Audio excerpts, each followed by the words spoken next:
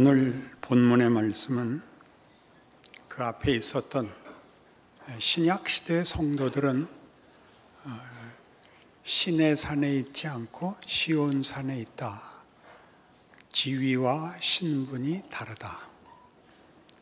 하나님께서 이스라엘 백성을 인도하여 내어 자신의 백성을 삼았을 때 주었던 율법과 또 그들의 신분과 신약 시대의 예수 그리스도로 말미암아 우리를 죄 가운데서 구원하시고 주신 운명과 신분은 큰 차이가 있다. 그런 배경을 두고 하시는 말씀입니다.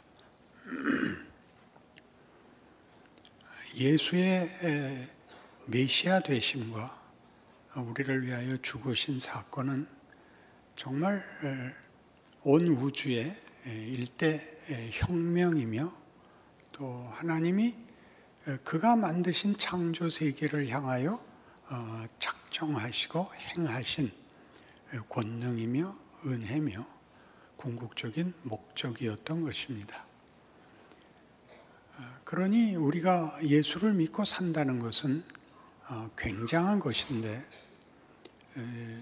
신앙생활의 현실을 보면 성도들이 이 구원을 예수를 믿고 나면 이제 더 이상 할 것이 없다 하는 식의 이해를 어떤 오해를 함으로써 마음의 감동과 작정과 큰 깨우침으로 주어진 구원이 예수님 오시기까지 유지되지 않는 현실 속에서 이제 당황하게 된다는 사실입니다.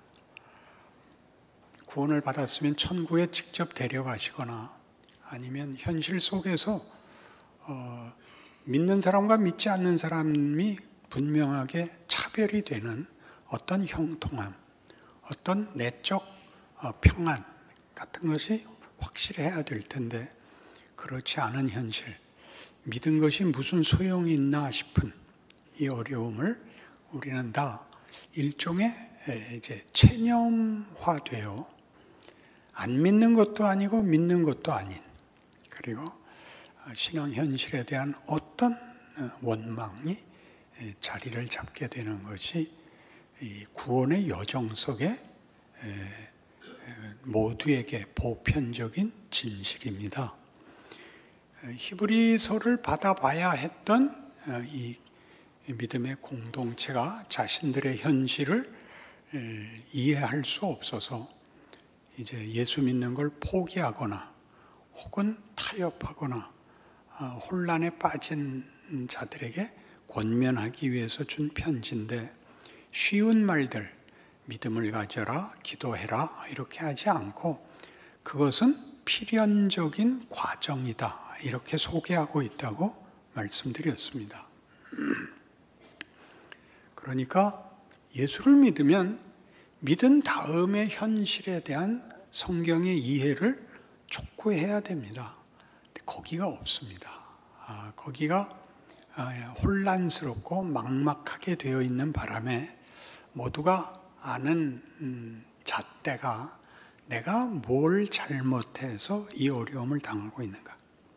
아니면 하나님은 왜 내게 대해서 냉담하신가?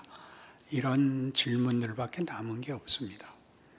말하자면 예수를 믿고 나면 믿지 않은 자들과 가장 큰 차이가 세계관이 달라져야 되는 것입니다. 기독교 신앙의 세계관이라는 것을 확립해야 되는데 그 필요성과 그 도전을 구체화하지 못해서 생기는 것입니다. 세계관이란 쉽게 이 세상이라는 것은 기원이 무엇이며 그 원리가 무엇이며 어디로 가는가 이것이 세계관입니다. 우리가 몸담고 사는 세상, 우리가 외면하거나 도망칠 수 없는 이 세상의 원리가 도대체 무엇을 목적하고 어떤 의미가 있는가라는 질문을 해야 되는 게 세계관입니다. 모든 세상 사람들은 다 자연주의적 세계관을 가집니다. 자연주의적이라는 것은 세상에서 벌어지고 있는 자연 질서와 그 운명에 대한 것을 세계관으로 가질 수밖에 없습니다.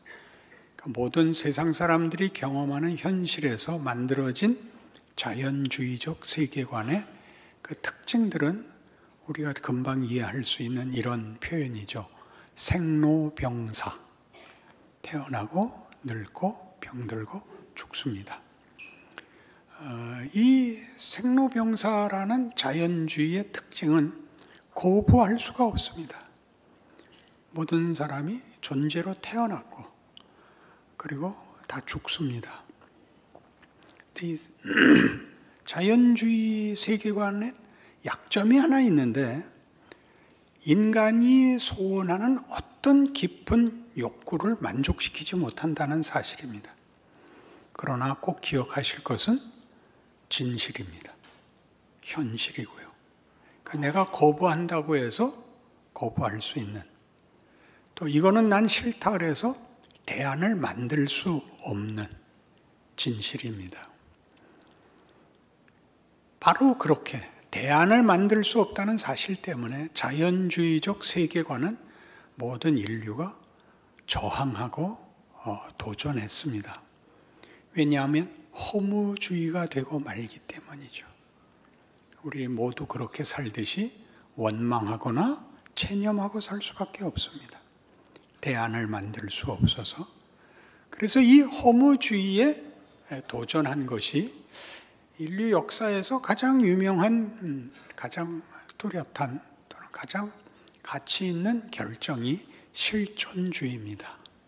실존주의란 나는 죽음을 바꿔놓을 수는 없지만 살아있는 동안에는 내 주권을 내가 행사하겠다. 이게 실존주의입니다. 그러니까 허무주의를 거부하는 것입니다. 중요한 것은 대안은 만들 방법이 없었습니다. 거부할 뿐이죠. 그래서 실존주의가 힘을 가지는 것은 예를 들면 그리스 신화, 헬레니즘의 중요한 내용이기도 합니다. 그리스 문명이 가지는 그 큰 공감은 인간은 체념할 수 없다. 그 인생을 가치를 포기할 수 없다는 것인데 그런 영웅성이 그 신들의 변덕, 신들의 부도덕함에 대하여 죽음이라는 운명을 갖고 있지만 도전하는 사람들을 영웅으로 그림으로써 인간이 신보다 가치 있다라는 걸 만듭니다. 그들은 하나님을 몰랐고 인간이 죽음을 해결할 수 없는 것도 몰랐지만 말하자면 실존적으로 인간의 가치를 죽음에 도전하는, 죽음을 해결하기 위해서가 아니라 죽음을 감수하고 올바른 일에 자신을 헌신함으로써 영웅을 그렸을 것입니다. 그렇게 따지면 기독교 신앙은 죽음이라는 것이 더 이상 우리에게 힘을 쓰지 못하는 그런 운명 속에 있다는 사실로부터 출발합니다. 우리 모든 성도들이 예수를 믿는다는 것은 죽지 않고 영원히 산다는 것입니다. 그리고 그 영원히 사는 것이 예수로 말미암아 허락된 것이라는 사실입니다. 그런데 그 영원히 사는 것이 예수를 믿는 순간부터 시작되지만 그것이 우리에게 형통함을 주지 않는다는 것 때문에 당황하게 된 것이죠.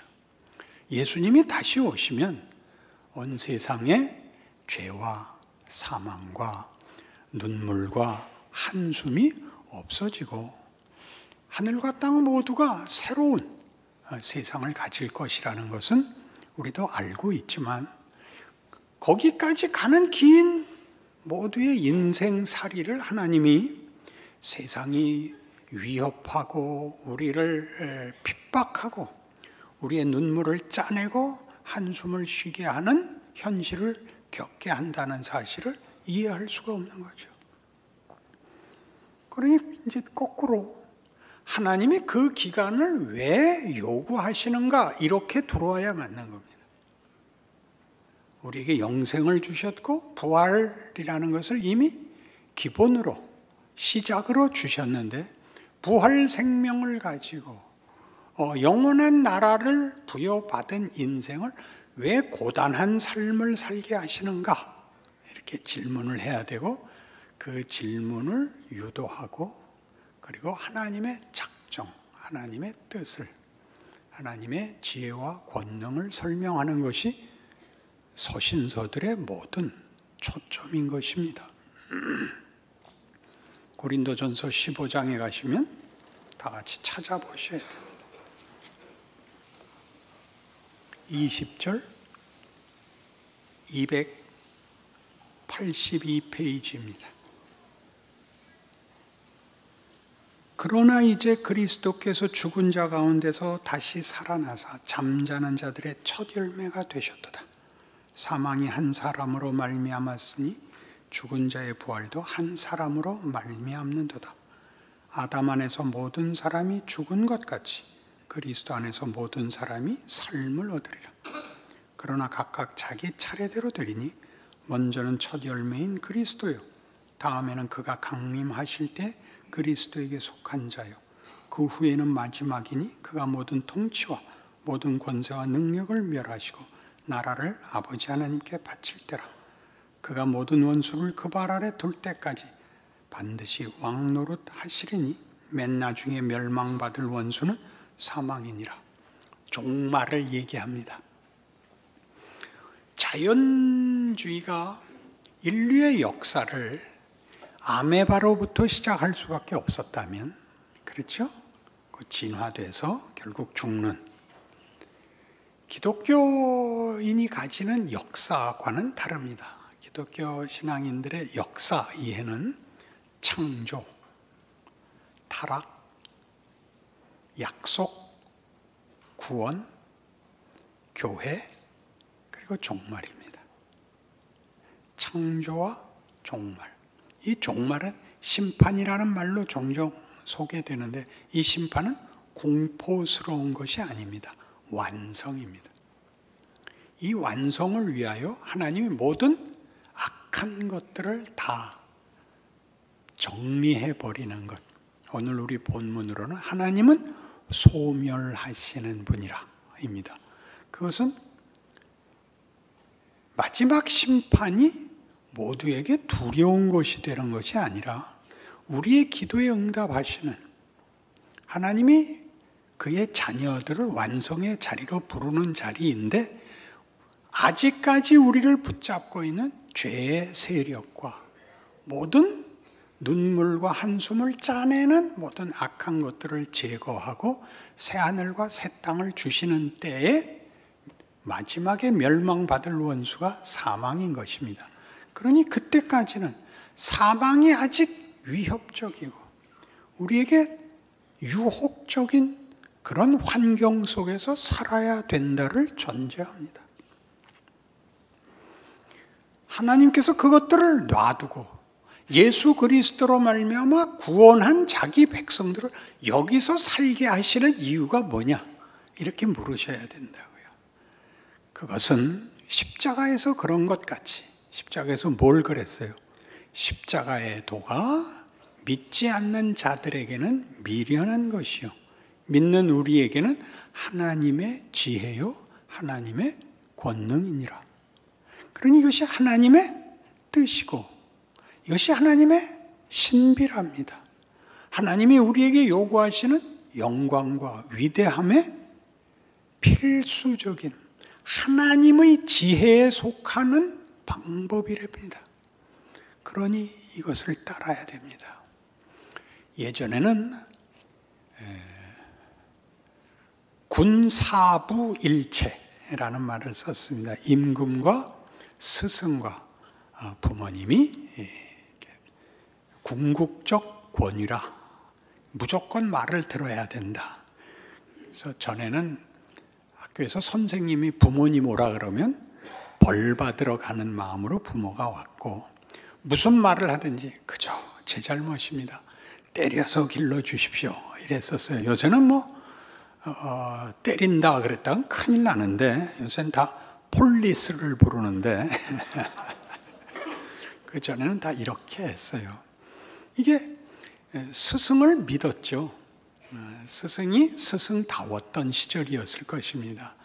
우리는 뭐 비교할 수 없는, 우리를 위하여 그 아들을 주신 하나님, 우리에게 아버지시라서 우리로 하여금 아빠 아버지라고 불리우기를 기뻐하시는 하나님이 정한 과정인 것입니다.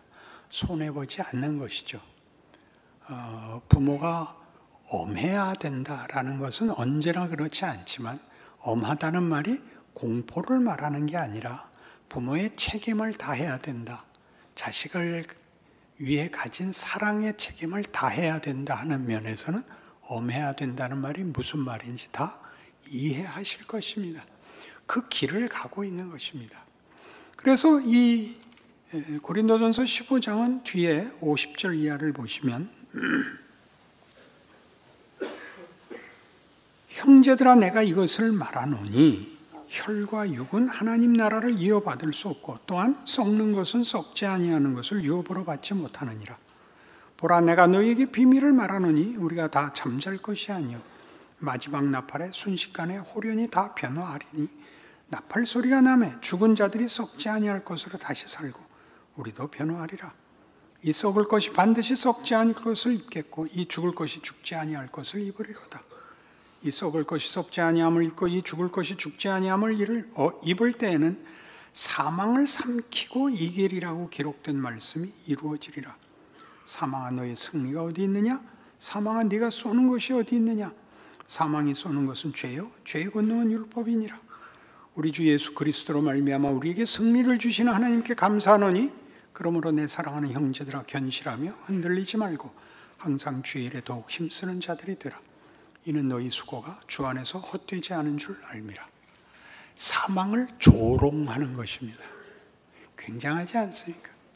자연주의가 사망을 극복할 수 없어서 허무주의로 빠지고 그 문제를 해결할 수 없는 인류가 거기에 대한 답을 내놓은 것이 대안을, 구원을 만들어낸 것이 아니라 다만 나는 거기에 굴복하지 않겠다라는 오기를 발동한 게 전부인 실존주의와 얘기가 다릅니다.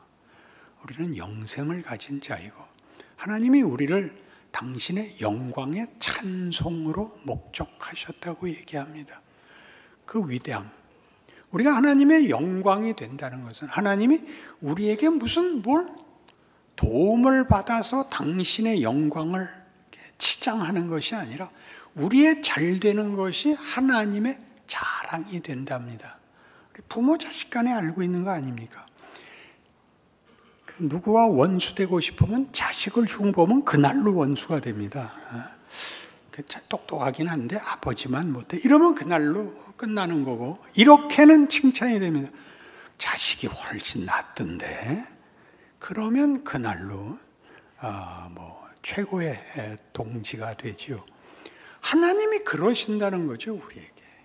우리가 잘된 것이 당신의 기쁨이요 자랑이지 우리를 겁을 주거나 우리의 덕을 보거나 우리를 위해서 뭘 하시겠다는, 우리를 손해보게 하거나 짐을 지우겠다는 뜻이 없습니다. 그러나 그게 뭘 낳죠? 하나님의 진노를 낳죠. 왜요? 타협하는 걸 용서하지 않습니다.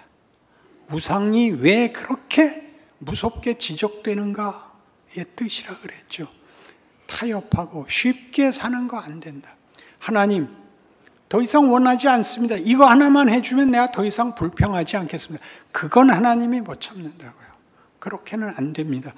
그게 오늘 여기 사망을 조롱하는 것은 하나님이 우리에게 이김을 주시고 영광되게 하겠다는 뜻을 우리가 알고 있어야만 공감할 수 있습니다. 그래서 뭐라고 요구하죠? 그것이 오늘 우리에게 형통한 현실을 낳는 것이 아니라 그러므로 내 사랑하는 형제들아 견실하며 흔들리지 말고 항상 주의 일에 더욱 힘쓰는 자들이 되라. 주의 일에 힘쓰는 것은 무슨 어떤 임무가 아닙니다. 종교적 책임이 아니라 한 인간으로서의 성숙입니다. 우리에게 일어나는 일상 속에서의 모든 도전과 시험 가운데서 하나님의 사람은 어떻게 살아야 되는가라는 깨우침 혹은 실천이 생기는 것입니다. 한 사람의 위대함은 그의 가장 사소한 동작에 나타납니다. 표정, 손짓 하나, 누구를 쳐다보는 눈빛, 이런 것들이 그 사람의 모든 것을 얘기합니다. 우리는 인사말을 그지같이 하잖아요. 미운 소리를 하는 것이 가까운 사이라는 증거인, 아무리 미운 소리를 해도 통하는 사이다, 이런 뜻이죠. 그걸 미운 소리를 해서 가깝지 말고 그 말을 듣는 것이 기쁘고 반갑고 그 집에 가서 생각이 나게 해야죠. 우리는 고등학교 동창회하고 돌아오면 내 이제 다시는 안 간다 이렇게 되잖아요. 옛날 얘기하죠.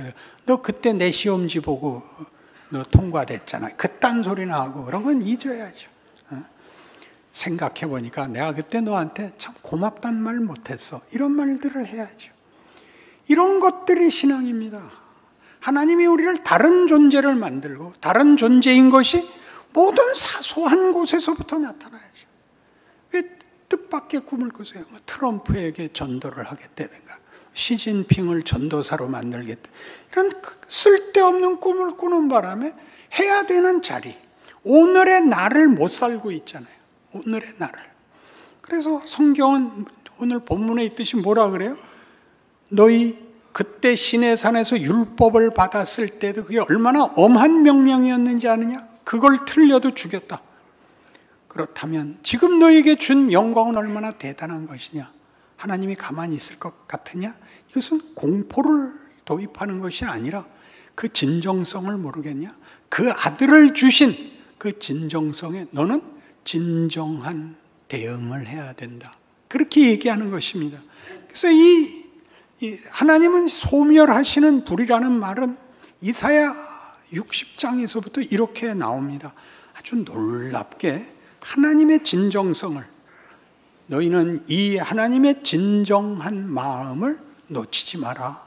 거기에 정당한 반응을 해라가 나오는데 우선 이거부터 읽고요. 66장 22절부터 보죠. 내가 지을, 구약성경 1049페이지 1048페이지나 9페이지쯤 될 겁니다. 이사야 66장 22절. 내가 지을 새 하늘과 새 땅이 내 앞에 항상 있는 것 같이 너희 자손과 너희 이름이 항상 있으리라. 여호와의 말이니라. 이 너희에다 자기의 이름 써놓으면 되는 거예요. 그래놓고 여호와가 말하노라. 매월 초하루와 매 안식일에 모든 혈육이 내 앞에 나와 예배하리라. 그들이 나가서 내게 패역한 자들의 시체들을 볼 것이라. 그 벌레가 죽지 아니하며 그 불이 꺼지지 아니하며 모든 혈육에게 가증함이 되리라. 이 이사야 66장 끝에 이렇게 겁나는 말을 썼을까요? 나를 거역한 자들, 패역한 자들의 시체를 보고 그 시체를 불태우는 불이 영원히 꺼지지 아니하리라. 이런 말이 얼마나 무서워요. 그러나 이사야는 60장부터 하나님의 꿈을 노래하는 장들입니다. 하나님이 인류 역사에 대하여, 창조 세계에 대하여 어떤 뜻을, 목적을, 그리고 진정성을 가지고 있느냐입니다. 저랑 같이 따라 보십시다. 60장 보세요. 제가 읽죠. 60장 1절. 일어나라, 빛을 발하라. 이는 내 빛이 이르렀고 여호와의 영광이 내 위에 임하였음이니라. 보라, 어둠이 땅을 덮을 것이며 캄캄함이 만민을 가리려니와 오직 여호와께서 내 위에 임하실 것이며 그의 영광이 내 위에 나타나리라. 나라들은 내 빛으로, 왕들은 비치는 내 광명으로 나오리라. 61장 1절. 주 여호와의 영이 내게 내리셨으니 이는 여호와께서 내게 기름을 부으사 가난한 자에게 아름다운 소식을 전하게 하려 하심이라. 나를 보내사 마음이 상한 자를 고치며 포로된 자에게 자유를, 갇힌 자에게 노임을 선포하며 여호와의 은혜의 해와 우리 하나님의 보복의 날을 선포하여 모든 슬픈 자를 위로할 것이라.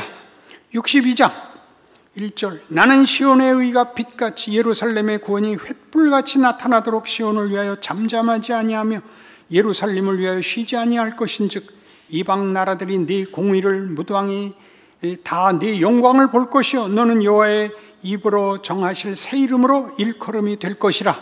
63장 에돔에서 오는 이 누구며 붉은 옷을 입고 보스라에서 오는 이 누구냐 그의 화려한 의복 큰 능력으로 걷는 이가 누구냐 그는 나이니 공의를 말하는 이요 구원하는 능력을 가진 이니라.